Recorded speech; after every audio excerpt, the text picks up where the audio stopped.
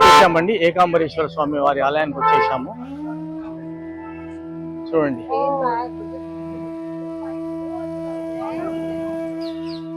స్వామి అయితే మనం కంచి ఏకాంబరేశ్వర స్వామి వారి ఆలయానికి వచ్చినాం అనమాట. అయితే ఈ ఆలయము చాలా ప్రసిద్ధిగాంచిన ఆలయము. అయితే ఇది పంచభూతలింగాలు ఒక ఆలయం అన్నమాట. అంటే ఇది పృథ్వీలింగం. ఇంతకుముందు మీకు చూపించిన కాళహస్తి వాయులింగము, తర్వాత తిరువన్నమలై అరుణాచలం అగ్నిలింగం, జంబుకేశ్వర్ జలలింగం, చిదంబరం ఆకాశలింగం, కంచి పృథ్వీలింగం. కాబట్టి చాలా ఇంపార్టెంట్, పంచభూతలింగాల్లో ఒకటి. కాబట్టి మీరు తప్పకుండా నుంచి దర్శనం చేసుకోండి, చాలా బాగుంటుంది. చూసి ఎట్లుందో చాలా పురాతనం. రండి.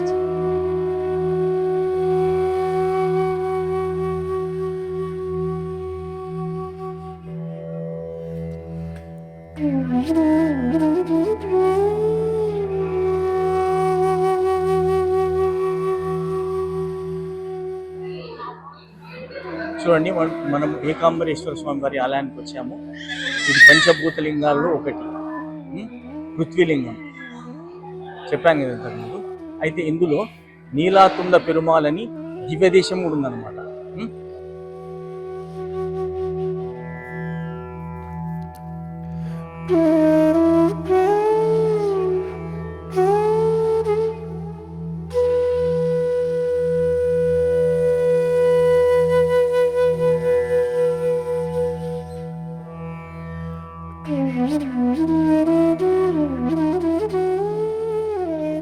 ఇది రెండు వచ్చినప్పుడు రెండు దర్శనాలు అయిపోతాయి మనకు.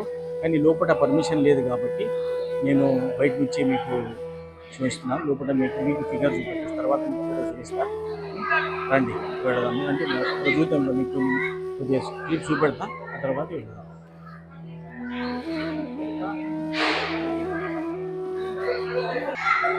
అయితే ఇది ఒక స్టోరీ కూడా ఉందన్నమాట. ఏకాంబరేశ్వర స్టోరీ ఉంది. అదేంటంటే పార్వతీదేవి ఒక మామిడి చెట్టు కింద భక్తితో శివుని ధ్యానం చేస్తుంది అనమాట. అయితే శివుడు అనుకుంటాడు ఇప్పుడు పరీక్ష చేద్దామని అనుకుంటాడు అనమాట. అప్పుడు ఆమె ఏం చేస్తారంటే విష్ణుమూర్తిని తలుచుకుంటుంది. విష్ణుమూర్తి వచ్చి శివుడు పరీక్షలు ఏం చేయకుండా ఆపేస్తాడు. అప్పుడు ఇక్కడ స్వామి గెలిచిండు అనమాట. అదే స్టోరీ. ఏకాంబరేశ్వరాయ శివ ఏకాంబరేశ్వరాయ హర హర శంకర నమ శివాయ జటాధరాయ శివ జటాధరాయ హర హర శంకర నమ శివాయ నమ శివాయ ఓం నమ శివాయ హర హర భోలే నమ శివాయ. No.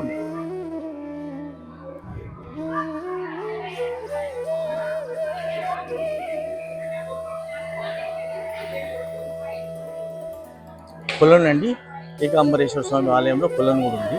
చూడండి.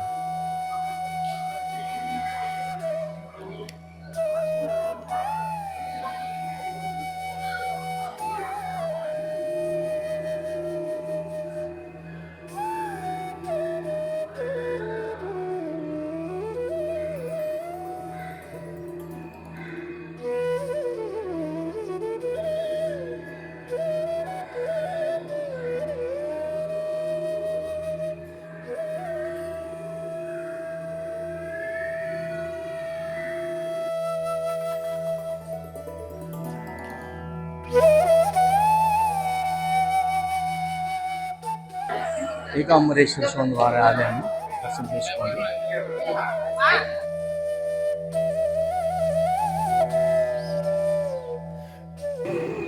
వెళదాం, ఏ స్వామి పిలుస్తాడో అక్కడికి వెళ్దాం. నడవండి.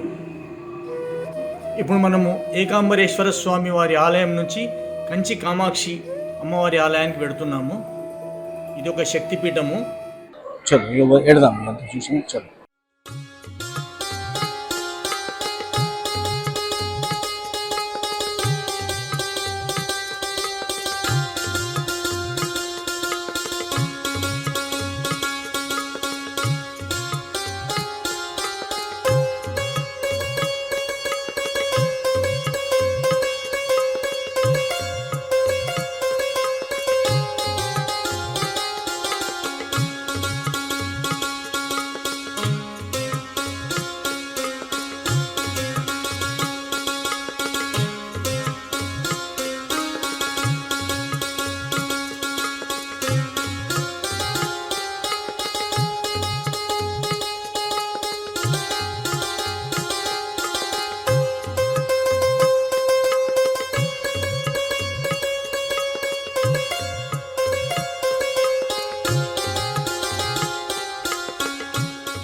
స్వాములు వచ్చేసాము. కంచి మాత. అయితే కంచి మాత గురించి మీకు చెప్పాలి. ఇవి అష్టదశ శక్తిపీఠాల్లో ఒక మాత అన్నమాట. లంకాయం శంకరీదేవి, కామాక్షి కంచికాపురి అనే రెండవ శక్తిపీఠం. దర్శించుకోండి. ఒక స్పెషాలిటీ ఉంది. అమ్మవారిని మంచిగా గమనించి మీరు కళ్ళతో చూస్తారు కదా. అయితే ఆమె కళ్ళు కదిలినట్టు కనిపిస్తాయి. నాకైతే ఒకసారి కనిపించింది. తర్వాత తెలిసిందంటే నేను పరీక్ష అయినా, కానీ నాకు కనిపించింది.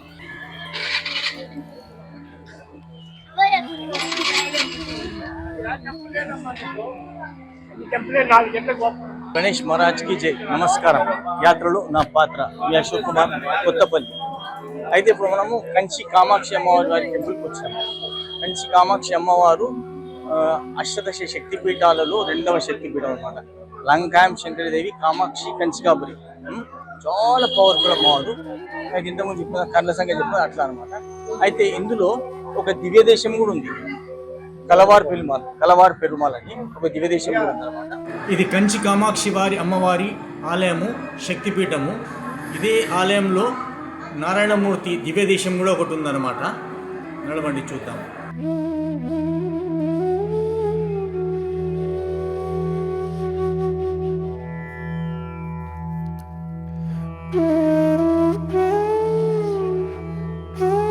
శ్రావణ శుక్రవారం కాబట్టి రెస్టారెంట్ ఎలా ఉందో.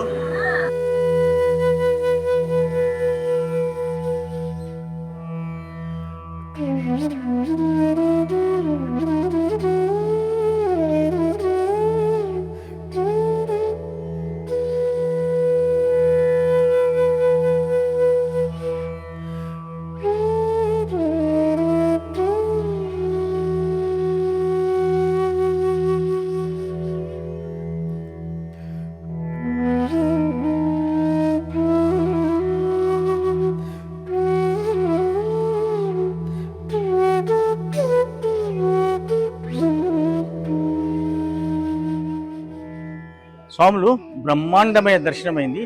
అయితే ఇందులో మనకు అమ్మవారు కామాక్షి అమ్మవారు అష్టాదశ శక్తిపీఠాలు రెండవ శక్తిపీఠం. లంకాయం శంకరీదేవి, కామాక్షి కంచికాపురి. చాలా బ్రహ్మాండమైన దర్శనమైంది. లోపల స్ట్రిక్ట్లీ నాట్ అలౌడ్, ఫోనే నాట్ అలౌడ్ కాబట్టి దర్శనం అయిపోయింది. నడువు ఇంకా వేరే దానికి పోదాము. ఇంకొకటి ఏంటంటే ఇక్కడ దివ్యదేశం కల్వార్ పెరుమాల్ అనే దివ్యదేశం ఉందన్నమాట, నారాయణమూర్తిది. అది కూడా బ్రహ్మాండమైన దర్శనమైంది. అది అద్దంలో చూడాల్సి వస్తుంది. మనము అద్దంలో చూపించిండు, పంతులు చూపించిండు. చాలా మంచిగా అనిపించింది. చాలా సక్సెస్ఫుల్గా 2 దివ్యదేశాలు అయిపోయినాయి. ఒక శక్తిపీఠం అయిపోయింది. ఒకటి మన అక్కడెక్కడ మన ఏకాంబరేశ్వర స్వామిది పంచభూతలింగం అయిపోయింది. కాబట్టి ఇప్పుడు నడవండి. ఇప్పుడు లంచ్ బ్రేక్ ఉంటుంది. ఇప్పుడు ఎక్కడ గుళ్ళన్నీ బంద్ ఉంటాయి. లంచ్ చేసిన తర్వాత మళ్ళీ 4 o'clock నుంచి మళ్ళీ స్టార్ట్. మళ్ళీ కొన్ని దివ్యదేశాలు ఎక్కడ తీసుకొని స్వామి చూద్దాం. చలో నడవండి.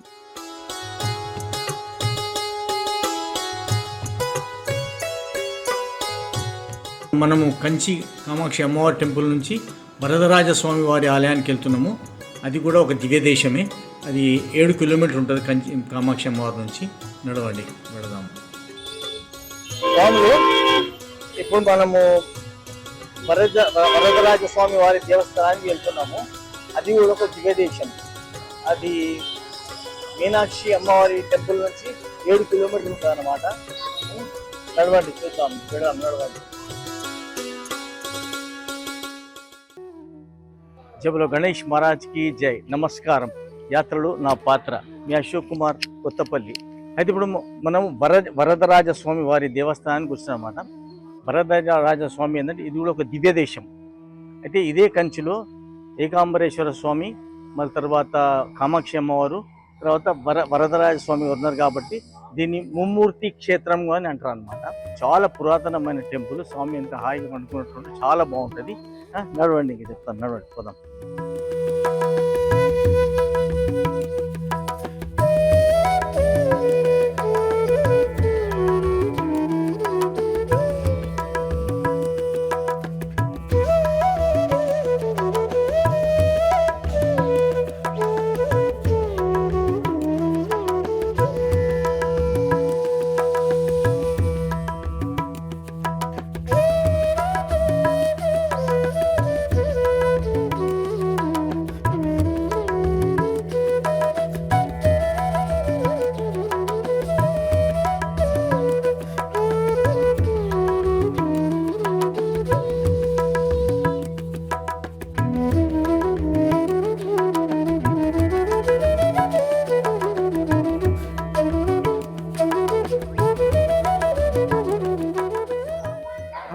స్వాములు అయితే మన రామానుజాచార్యుల వారు ఇక్కడనే నివసించారని చెప్తారనమాట. ఈ క్షేత్రంలోనే ఉన్నారు వాళ్ళు, ఇక్కడనే జీవనం సాగించింది అనమాట. నడవండి చూద్దాం.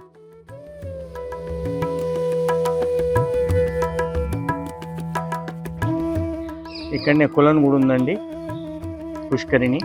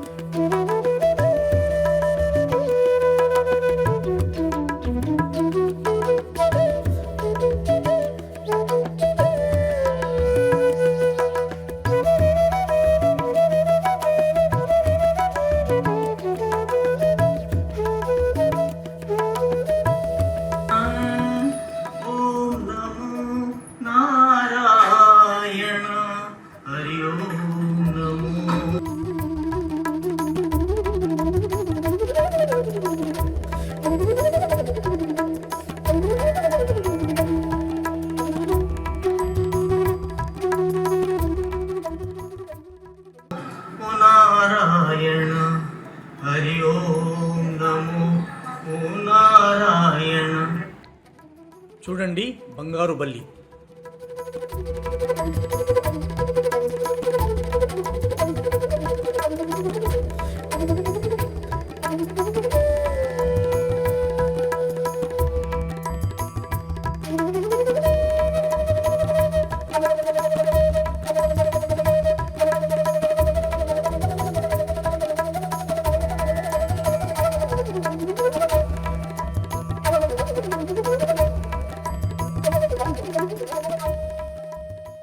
స్వాములు ఇక్కడ ఇంకొక ముఖ్యమైన విషయం, ఇక్కడ బంగారు బల్లి ఎండి బల్లి ఉంటుంది అన్నమాట.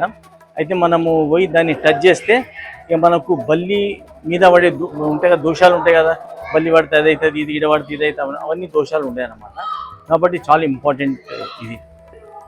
ఎవ్రీ 40 yearsకి ఒకసారి అతి వరదరాజ స్వామి అనే స్వామి ఉంటాడు, అది బావిలో ఉంటాడు అనమాట. ఆయనను తీసుకొచ్చి మీద పెట్టి కొన్ని రోజులు పెట్టి దర్శనం ఇస్తారు అనమాట. కొన్ని రోజులు 41 days బయట పెట్టి దర్శనం ఇస్తారు. ఇచ్చిన తర్వాత మళ్ళీ లోపల తీసుకుపెట్టి కట్టెతోటి ఉంటుంది అనమాట. అయినా కానీ వందల వేల సంవత్సరాల నుంచి కట్టె చెడిపోయి అట్లే ఉంది. అయితే ఇది మన జన్మలో 2 times మనకు, నేను అనుకుంటా, మనకు ఛాన్స్ ఉంటుంది. ఎందుకంటే 40 yearsకి ఒకసారి తీసి పెడతారనమాట. కాబట్టి 2 times ఛాన్స్ ఉంటుంది. ఆ భగవంతుని వల్ల నాకు ఛాన్స్ వచ్చింది, నేను దర్శనం చేసుకున్నా. అది 2018లో అనుకుంటా దర్శనం చేసుకున్నా. మళ్ళీ 40 years తర్వాత మళ్ళీ తీసి దర్శనం ఇస్తారు. అంటే అప్పటివరకు మనం ఉన్న భగవంతునికి తెలుసు. కాబట్టి చాలా ఇంపార్టెంట్ అనమాట ఇది. ఈ రెండు మీకు చెప్పాలనుకుని చెప్పిన. నడవండి చలో, ఇంకా వేరే ఎక్కడ. ఇప్పుడు మనం వరదరాజ స్వామి ఆలయం నుంచి యదూతకారి పెరుమాల్ ఆలయానికి వెళుతున్నాము. ఇక్కడ నుంచి ఇది 2 kilometers ఉంటుంది. నడవండి, వెళదాం.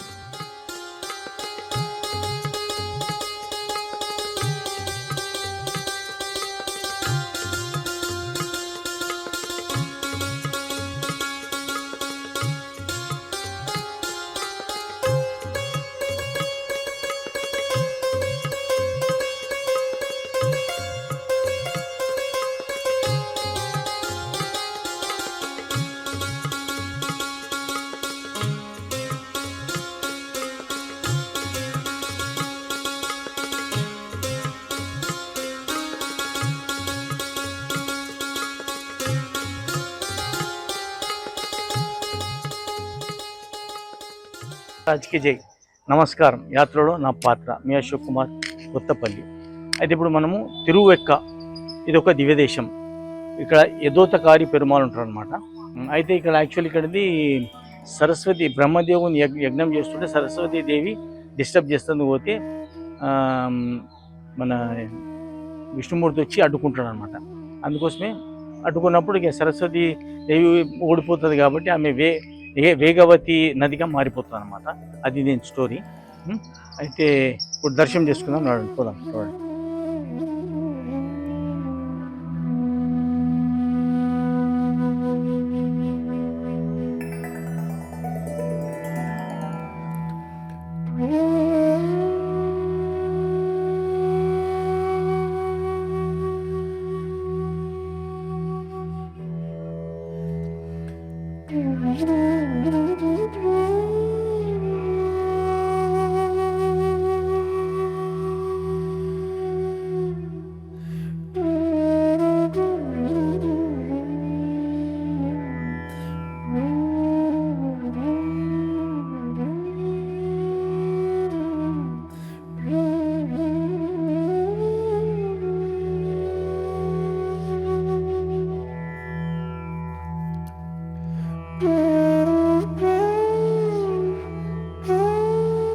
నడవండి చలో, ఇంక వేరే ఎక్కడ ఉంది.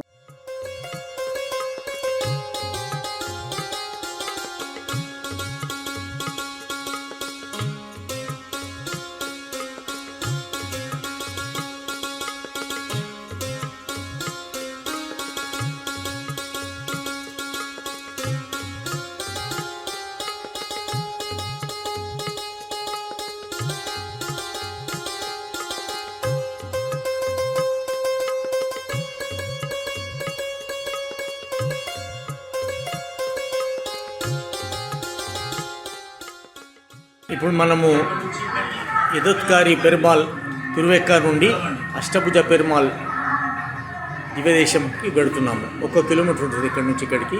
గణేష్ మహారాజ్కి జై. నమస్కారం. యాత్రలో నా పాత్ర అశోక్ కుమార్, కొత్తపల్లి.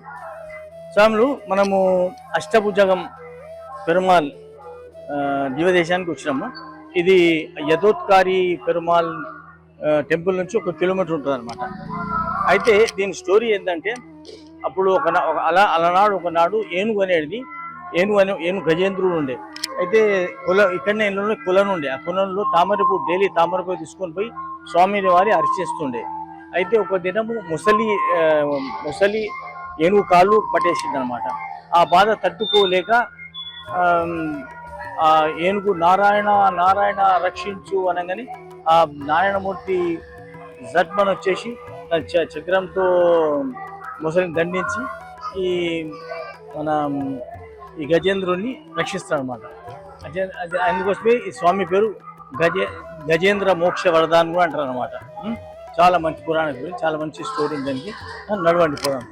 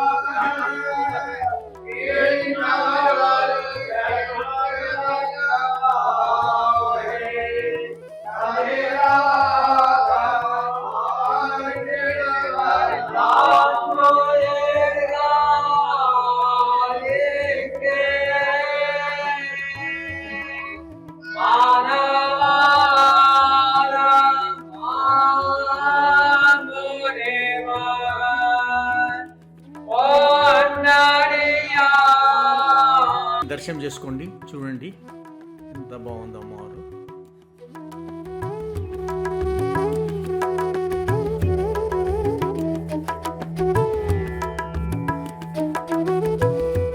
స్వామివారు ఊయల్లో ఊగుతున్నారు, చూడండి ఎంత బాగుందో.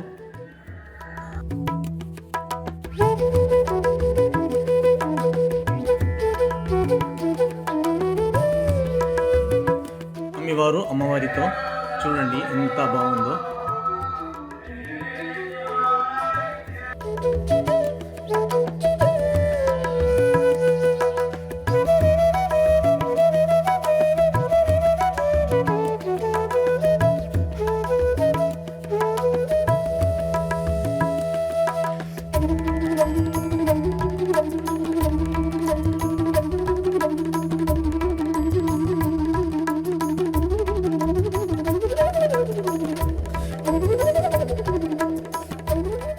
స్వాములు బ్రహ్మాండమైన దర్శనమైంది, చూసింది కదా ఉత్సవము స్వామిది.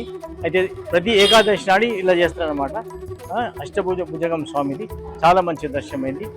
నడవండి, ఇప్పుడు నెక్స్ట్ ఎక్కడ తీసుకుపోతారు.